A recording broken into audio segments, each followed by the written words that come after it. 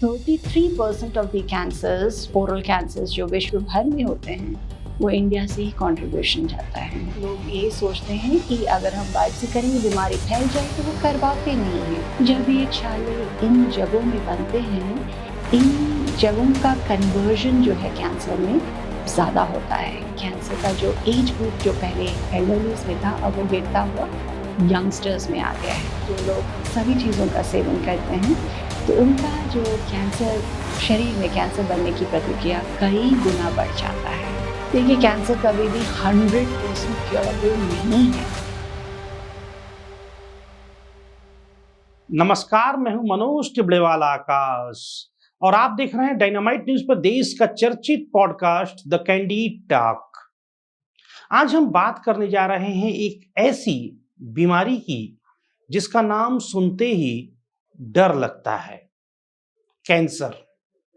और अगर यह कैंसर हेड और नेक में हो जाए तो चिंता और भी बढ़ जाती है, क्योंकि यह सिर्फ शरीर को ही नहीं बल्कि इंसान की पहचान, उसकी आवाज और आत्मविश्वास सभी को प्रभावित कर देता है।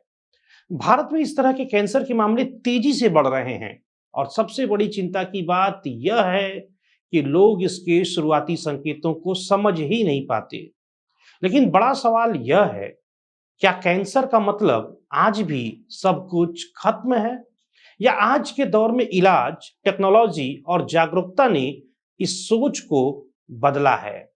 इन्हीं अहम सवालों पर बात करने के लिए आज हमारे साथ देश की जानी मानी head and neck surgical oncologist doctor Tapaswini Pradhan जी हैं।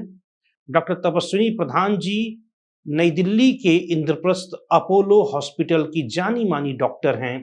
डॉक्टर साहब का बहुत बहुत स्वागत है हमारे प्रोग्राम द कैंडिड टॉक में। नमस्कार।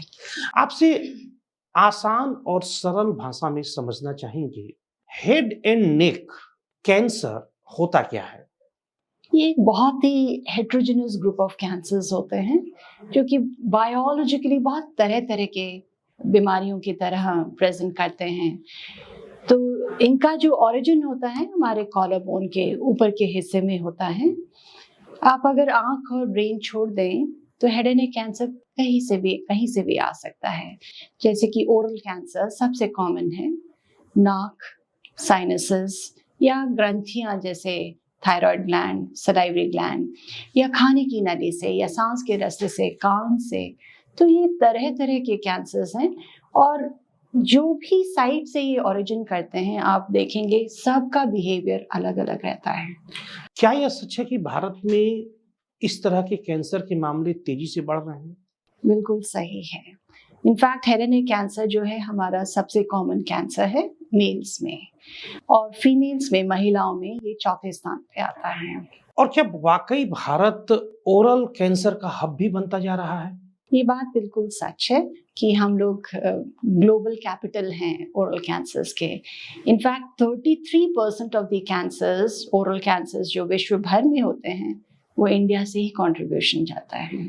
एक और सवाल आपसे समझना चाहेंगे कॉमन मरीज के लिहाज से। एक मिथ है, लोग ऐसी धारणा बनाए हुए हैं कि बायोप्सी कराने से कैंसर फैल जाता है। क्या यह सच है? ये मिथ ही है, क्योंकि हम लोगों को ये समझना बहुत ज़रूरी है कि कोई भी चीज़ को प्रूव करने के लिए टिश्यू डायग्नोसिस बहुत ज़रूरी है। और टिश्यू डायग्नोसिस कैसे होता है? वो बायोप्सी से ही होता है। जब तक ये चीज़ माइक्रोस्कोपिकली प्रूव नहीं होता है, तब तक आप किसी भी पेशेंट को लेबल ही नहीं कर सकते कि इसको कैंसर है। और कैंसर में भी बहुत वेराइटीज़ होती हैं और इन सब का इलाज भी अलग अलग रूप से होता है। तो इसीलिए बायोप्सी जो है बहुत ज़रूरी है और इससे कोई बीमारी फैलती नहीं है, ये हम सब लोगों को समझ जाना चाहिए। क्योंकि इसी गलती या इसी विचार से ही लोग आते नहीं। दूसरी बात, लोग ये सोचते हैं कि अगर हम बायोप्सी करेंगे बीमारी फैल जाए, तो वो करवाते नहीं हैं। एज अ रिजल्ट इलाज भी नहीं हो पाता है और बीमारी बढ़ती जाती है। हेड और नेक के कैंसर को क्या पूरी तरह से प्रिवेंट किया जा सकता है, रोका जा सकता है, समाप्त किया जा सकता है? ये कैंसर जो है बहुत ही प्रिवेंटेबल है। 80-90% जो हेड एंड नेक कैंसर्स होते हैं वो तंबाकू के सेवन से होते हैं, चाहे स्मोक्ड फॉर्म हो, चबाने के फॉर्म में हो, कोई भी रूप इसका जो है खतरनाक साबित होता है। 70% जो है अल्कोहल के सेवन से होता है, और कुछ प्रतिशत जो है वो सुपारी, जो कि पान मसाला के रूप में बेचते हैं। तो ये तो हमारी आदतें हो गई। बाकी अन्य जो कारण है, जैसे कि बहुत कुछ वायरसेस हैं जो इम्प्लिकेटेड हैं। मोस्ट कॉमनली जो हम बात करते हैं ह्यूमन पैपिलोमा वायरस की, एप्स्टीन बार वायरस है, HIV वायरस है, हर्पीज सिम्प्लेक्स वायरसेस हैं। दूसरा, कुछ हमारे डाइटरी पैटर्न्स अब देख रहे हैं कितना बदल चुका है। डाइट में बहुत फास्ट फूड का कंजम्पशन, जंक फूड का कंजम्पशन या प्रोसेस फूड का कंजम्पशन, जिनका न्यूट्रिटिव वैल्यू बहुत लो है, जिसके कारण बहुत सारे विटामिन की कमियां पैदा हो जाती है शरीर में, और वो चीज़ भी हमें इस कैंसर की ओर कराता है, पेशेंट्स को उस और ले जाता है। कुछ और कारण जैसे बहुत एनवायरमेंटल फैक्टर्स है, एक्सपोजर टू पेट्रोलियम, डीजल, या कुछ ऑक्यूपेशन है जहाँ पे tanning industry, leather industry, wood industry, smelting industry, paint industry. तो इन इंडस्ट्रीज में जो फ्यूल मिलता है या इन इंडस्ट्री से जो केमिकल बनते हैं, उसके एक्सपोजर से भी कैंसर होते हैं। और लास्ट में कहूँगी, जो सनलाइट, सूर्य की किरणें, वो बहुत फायदेमंद तो हैं, बट कुछ ओवर एक्सपोजर के कारण स्किन कैंसर्स भी होते हैं, और तरह तरह के आयोनाइजिंग रेडिएशन एक्सपोजर्स जो हैं वो भी ये कैंसर कराते हैं। कुछ लक्षणों के बारे में बताएंगे कि कैसे इन्हें हम शुरुआती दौर में चिन्हित कर सकते हैं? लक्षण जो है वो निर्भर करेगा कि ये बीमारी कहाँ से उत्पन्न हो रही है, ओरिजिन हो रहा है। जो मोस्ट कॉमन है हमारा ओरल कैंसर है। तो ओरल कैंसर में हमें कैसे दिखता है? अनयूजुअल ग्रोथ, कोई भी मास है जो कि एक्सप्लेनेबल नहीं है, या कोई अल्सर है जो कि हील नहीं हो रहा है। 6-8 हफ्ते बहुत समय है, बट यस, कोई भी अल्सर 10 से 14 दिन भी ले लेता है तो उसमें थोड़ी शंका पैदा होने शुरू हो जाता है। या मुंह नहीं खुल रहा है, दांत जो है अनयूजुअली लूज हो रहे हैं, या खाने पीने में या आवाज में दिक्कत आनी शुरू हो गई है। ये सब चीजें जो है वो एक संकेत देते हैं कि शरीर में कुछ दिक्कतें आ रही हैं। मुंह का छाला या फिर सफेद या लाल दाग कब खतरनाक रूप ले लेता है? सफेद छाले जो होते हैं, इसको हम ल्यूकोप्लेकिया कहते हैं, बट सफेद छालों के बहुत सारे डिफरेंशियल डायग्नोसिस भी होते हैं। ये फंगस के कारण भी बनते हैं, या कुछ और इन्फेक्टिव कॉजेस से भी बनते हैं। बट जो सफेद छाला बरसों से या महीनों से है, और दूसरा महिलाओं में है, नॉन स्मोकर्स में है, और वो पैच अगर बहुत बड़ा है और कुछ साइट में, जैसे जबान पे है या गम्स पे है, टॉन्सिलर पिलर पे है, या फ्लोर ऑफ माउथ पे है, जब ये छाले इन जगहों में बनते हैं, इन जगहों का कन्वर्जन जो है कैंसर में ज्यादा होता है, हाई प्रेडिलेक्शन होता है। लाल पैचेस जैसे आपने बताया, इसको हम एरिथ्रोप्लेकिया कहते हैं। लाल पैचेस में हमेशा हमें फंगस का भी एक डिफरेंशियल रखते हैं, या कोई भी और दूसरा इन्फेक्टिव पैथोलॉजी। बट एरिथ्रोप्लेकियास जो दवाइयों से नहीं जाते हैं, एंटीबायोटिक कर लिया, सब तरह का आपने ट्रीटमेंट कर लिया, नहीं गया, तो उसमें फिर से हमें नजर दौड़ाना पड़ता है, बायोप्सी की ओर हम जाते हैं, so that we prove it that it is not an innocuous thing, या ये इन्फेक्टिव नहीं है। बस फंगस का रूल आउट करना बहुत जरूरी होता है। क्या गले में लगातार दर्द बने रहना या आवाज का बैठना भी हम कह सकते हैं कि कैंसर के लक्षण के संकेत? देखिए, आवाज या गला बैठना बहुत कारणों से हो सकता है। मोस्ट कॉमन जो होता है कि वायरल है या बैक्टीरियल इन्फेक्शन है। इन्फेक्टिव पैथोलॉजी हम ज़्यादा सोचते हैं, पर जब ये आवाज़ बिल्कुल बैठी रहती है 4-6 हफ्ते के बावजूद, एंटीबायोटिक्स और सारा ट्रीटमेंट करने के बावजूद भी अगर आवाज़ में दिक्कत आ रही है, तो ये इंडिकेट करता है कि हमें दिखा देना चाहिए। बट ज़रूरी नहीं है कि ये कैंसर होगा, बिनाइन कॉजेज़ के कारण भी होता है, जैसे कि वोकल नोड्यूल है, या वोकल पॉलिप है, या बोले की तार में सूजन है। ये सब भी कराता है आवाज में फर्क।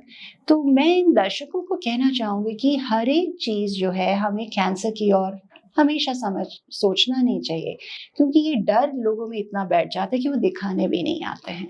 सो इम्पॉर्टेंट चीज़ जो है कि अगर आवाज़ आपकी ठीक नहीं हो रही है, 4-6 हफ्ते हो गए हैं, स्पेशलिस्ट को ज़रूर दिखाएं। डॉक्टर साहब, क्या कैंसर का उम्र से भी कोई लेना देना है? अमूमन यह माना जाता है कि बड़ी उम्र के लोगों को कैंसर होता है। क्या युवाओं को भी कैंसर का खतरा रहता है? इसके बारे में कुछ तस्वीर साफ कीजिए। ये जो ट्रेंड है ना, बहुत चेंज हो चुका है। पहले हम कैंसर्स देखते थे कि 60-70 एल्डरली एज ग्रुप में, बट अब जो है हम कैंसर्स देखते हैं बहुत कम उम्र में। और कई कारण हैं। रीज़न हमारा है लाइफस्टाइल चेंजेस, और दूसरा हमारी आदतें। तो ये मेजर फैक्टर है जो कि हमारा कैंसर का जो एज ग्रुप जो पहले एल्डरलीज में था, अब वो गिरता हुआ यंगस्टर्स में आ गया है। पर कैंसर्स कुछ ऐसे होते हैं जो कि चाइल्डहुड कैंसर्स होता है, जो कि छोटे बच्चों में भी दिखता है। ल्यूकीमियाज, सार्कोमास, लिम्फोमास, ये बच्चों में होता है, बच्चों में देखा जाता है। तो कुछ कैंसर्स ऐसे हैं जो कि बच्चों में ही देखे जाते हैं, और कुछ कैंसर्स ऐसे हैं जो एल्डरली एज ग्रुप में होते हैं, बट आजकल बहुत ओवरलैपिंग है। गुटखा और स्मोकिंग और अल्कोहल, 3 चीजों का आपने जिक्र किया। इन तीनों में सबसे ज्यादा खतरनाक किसे मानती हैं कैंसर के लिए? आई थिंक तीनों ही डेडली हैं, तीनों डेडली हैं, और वो डिपेंड करता है कि आप किसको कितनी मात्रा में कंज्यूम करते हैं, और कितने समय से आप इसका इस्तेमाल कर रहे हैं। ये भी देखा गया है, जो लोग सभी चीज़ों का सेवन करते हैं तो उनका जो कैंसर, शरीर में कैंसर बनने की प्रतिक्रिया कई गुना बढ़ जाता है। सो तंबाकू और अल्कोहल दोनों का जो कॉम्बिनेशन है मल्टीप्लिकेटिव है, यानी कि बहुत जगहों में हमारे बॉडी में अगर इंसान दोनों चीज़ों का कंजम्पशन करता है तो कुछ कैंसर्स मल्टीप्लिकेटिव वे से बढ़ते हैं। जैसे अगर तंबाकू से 5 गुना बढ़ता है और अल्कोहल से 5 गुना, तो वो 10 नहीं है, तो 25 गुना फोल्ड बढ़ जाता है उसका रिस्क। एचपीवी इन्फेक्शन क्या होता है और क्या इसका कैंसर से भी कोई संबंध है? ह्यूमन पैपिलोमा वायरस, और आजकल इसके बारे में बहुत चर्चा होती है। ह्यूमन पैपिलोमा वायरस जो है, इसके बहुत सारे स्ट्रेन्स हैं, करीबन 200 के करीब स्ट्रेन्स हैं। तो इनके स्ट्रेन्स में 6 और 11 जो है वो बिनाइन पैथोलॉजी करते हैं, बट जो कैंसर करने वाले स्ट्रेन्स है वो है 16 और 18। ये कॉमनली इम्प्लिकेटेड होते हैं, बट कई और मैलिग्नेंट स्ट्रेन्स भी हैं इस वायरस के। इसका जो ट्रांसमिशन है वो प्राइमरीली ओरोसेक्सुअल रूट से होता है, और हेड एंड नेक कैंसर्स में ओरोफैरिंजियल कैंसर्स, लैरिंजियल कैंसर्स, साइनोनेजल यानी कि नाक और साइनसेस में कैंसर्स जो होता है, कुछ परसेंटेज ये ह्यूमन पैपिलोमा वायरस में इम्प्लिकेटेड है। क्या दांत या मुंह की छोटी छोटी समस्याएं भी आगे चलकर कैंसर का रूप ले लेती हैं? बहुत इम्पॉर्टेंट है। तो ओरल कैंसर्स में हम कहते हैं 14S हैं। 14S में एक S है जिसमें हम शार्प टूथ, अगर नुकीले दांत हो या नुकीले डेंचर्स हों या पुअर ओरोडेंटल हाइजीन, अगर मुंह का हाइजीन अच्छा नहीं है तो उसमें रिपीटेड इन्फेक्शन होने के कारण, क्रॉनिक इन्फेक्शन होने के कारण कैंसर बन जाता है।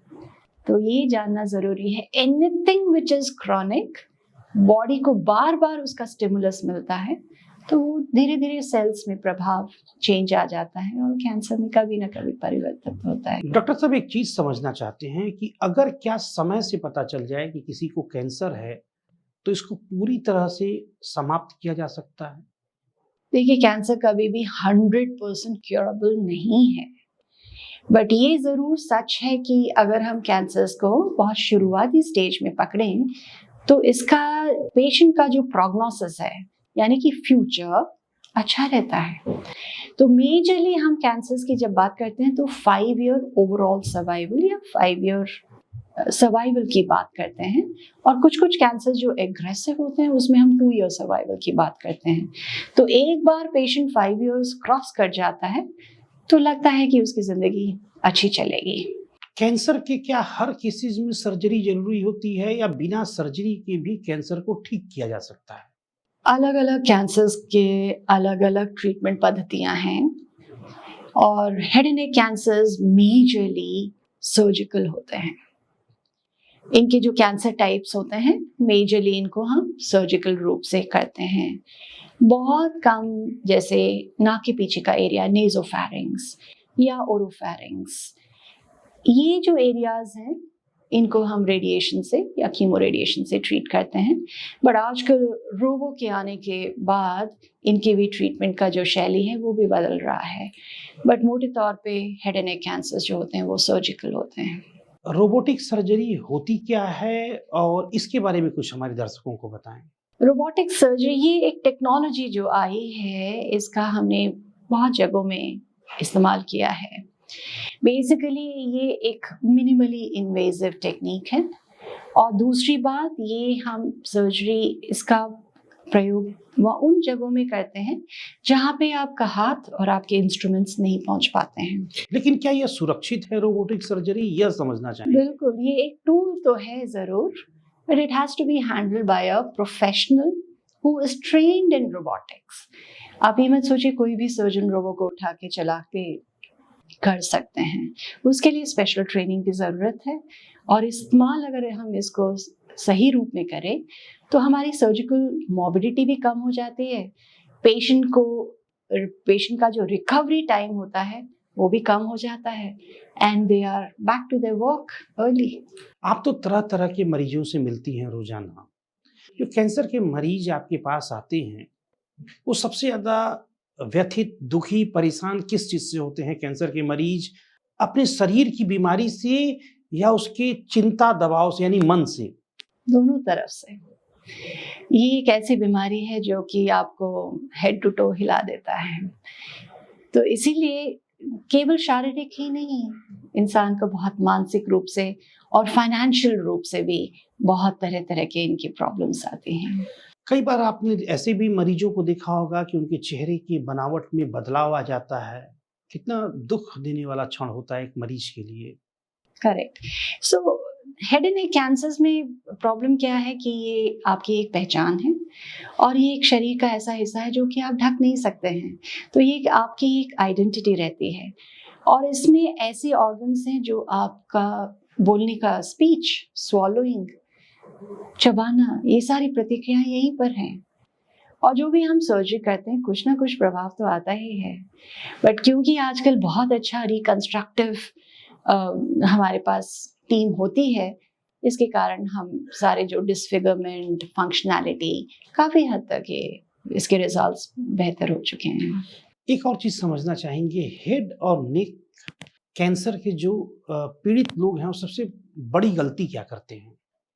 आई थिंक सबसे बड़ी गलती ये होती है कि ये लोग जल्दी नहीं आते हैं।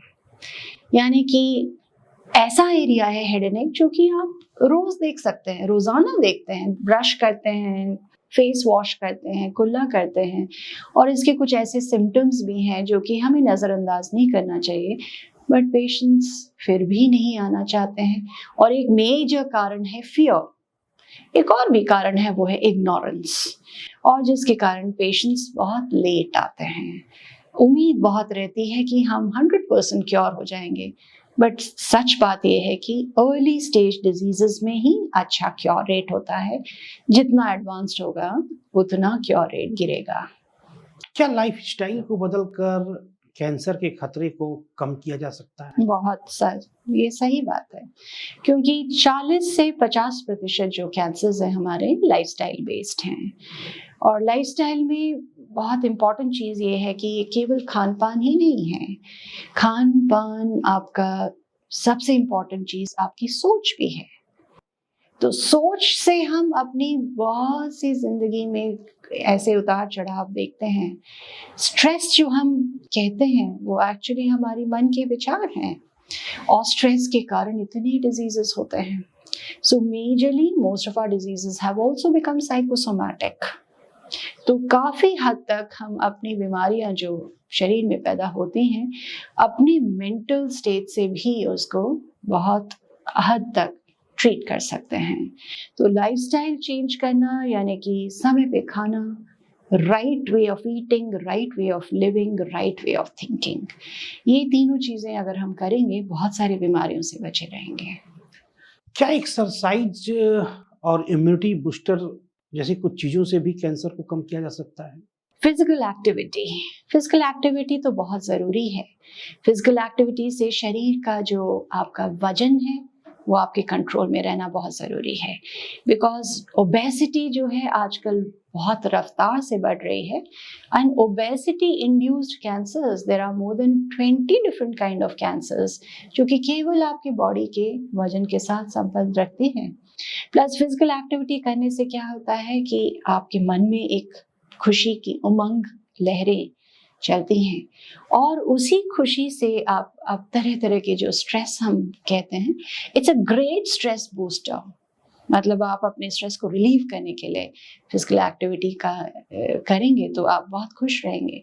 और जैसे हमने बात करी, स्ट्रेस से भी कितनी सारे तरह की बीमारियां होती हैं, और स्ट्रेस का कैंसर के साथ क्या संबंध है? वो डिजीज प्रोग्रेशन कराता है, डिजीज का फैलाव कराता है, डिजीज के जो कैंसर के सेल्स हैं वो आप देखेंगे किस रफ्तार से बढ़ जाती है।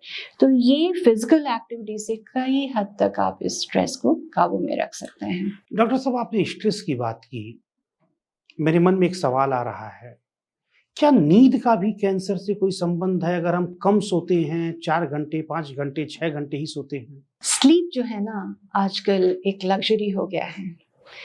बहुत कारणों से हम लोगों ने अपनी नींद गंवा लिए हैं। So sleep it's not a luxury, but नींद अच्छी करने से इट इज नॉट क्वांटिटी कि मैं 10 घंटे सोऊं कि मैं 4 घंटे सोऊं, बट अगर वो स्लीप क्वालिटी स्लीप है जिसमें आपका पूरा शरीर रिलैक्स करता है, रेस्ट करता है, ये इसी वक्त ही आपके सारे जो बॉडी में डैमेजेस हुए होते हैं ओवर द डे रिपेयर होती हैं। सो जितना बॉडी को आप रिलैक्स करेंगे, सारे मेटाबॉलिक जो टॉक्सिन्स बने होते हैं वो वॉश आउट होते हैं।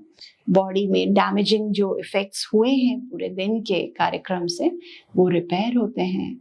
सो ये चीज़ के साथ साथ आपकी प्रोडक्टिविटी बढ़ जाती है। तो आप नींद जब अच्छी करते हैं, you feel more energetic, you feel relieved, your stress gets relieved, productivity, creativity सब बढ़ता है। तो ये लग्जरी नहीं है, ये बहुत एसेंशियल, इट्स अ नेसेसिटी। नींद अच्छी करना बहुत ज़रूरी है। हमारे दर्शकों को कुछ डाइट के बारे में बताना चाहेंगे कि क्या उनको अपने खाने में शामिल करना चाहिए? डाइट को जानने से पहले हमें ये जानना चाहिए कि बॉडी का जो फंक्शन है वो किस मीडियम में अच्छा फंक्शन करता है। तो बॉडी जितनी अल्कलाइन मीडियम में रहेगा उतना हम स्वस्थ और तंदुरुस्त रहेंगे। तो अल्कलाइन करने के लिए हमें बहुत सारे फ्रूट्स, फलों का और वेजिटेबल्स का सेवन करना चाहिए। फल और वेजिटेबल्स ये हमें कैंसर से भी काफी हद तक बचाव रखते हैं। सो कहा जाता है कि 2/3 ऑफ आवर डाइट, 2/3 जो हमारा खाना है वो वेजिटेरियन होना चाहिए। फ्रूट्स जो है, एक और कॉन्सेप्ट जो WHO ने भी कहा है, that is eating the rainbow concept, यानी कि जो हम डाइट खाते हैं उसमें तरह तरह के रंग होने चाहिए। ये रंग जो है प्रकृति के जो नेचुरल कलर्स हैं, इसको हम फाइटोकेमिकल्स कहते हैं। एंड फाइटोकेमिकल्स एंड एंटीऑक्सीडेंट्स इनमें भरपूर होता है, और ये हमारे केवल शरीर के रिक्वायरमेंट को ही नहीं, बहुत सारी बीमारियों से बचाव रखता है। तो और उसके अलावा जो नहीं करना चाहिए वो है हमारे जो युवा पीढ़ी के लिए ये स्पेशल इंफॉर्मेशन है कि जो फास्ट फूड, प्रोसेस फूड और जंक फूड जो हम खाते हैं, अच्छा तो लगता है, but they are called thieves of the body. ये आपका वजन बढ़ाते हैं, तो इनमें न्यूट्रिशन बहुत कम होता है। कैलोरीज, आपको इंस्टेंट कैलोरी मिलती है, इंस्टेंट एनर्जी मिलता है, बट ये अपनी बॉडी को चीट करता है, जिसके कारण आप, और उसमें कुछ ऐसे एलिमेंट्स भी होते हैं जो आपको एडिक्ट कर देते हैं। जितना आप खाएंगे उतना शरीर के लिए हानिकारक भी होता है। डिटॉक्स डाइट्स और फास्टिंग, इसके बारे में क्या कहना चाहेंगे? देखिए, फास्टिंग के बहुत फायदे हैं। फास्टिंग एक तो बॉडी को रेस्ट देता है। जब हम खाना भी रात का खाते हैं, आइडियली जो है 6-7 या कहते हैं ना सनराइज टू सनसेट। तो इसी में ही आपके सारे कार्यक्रम जो है खत्म होने चाहिए, क्योंकि उसके बाद जो प्रतिक्रिया बॉडी की होती है वो रेस्टिव फेज में जाता है। तो फास्टिंग का बॉडी को रिपेयर और डिटॉक्स करने में मदद करता है। हम जितना प्रहार पूरे दिन में करते हैं तो बॉडी को भी अपना समय देना होगा कि वो उसको क्लिंज करे।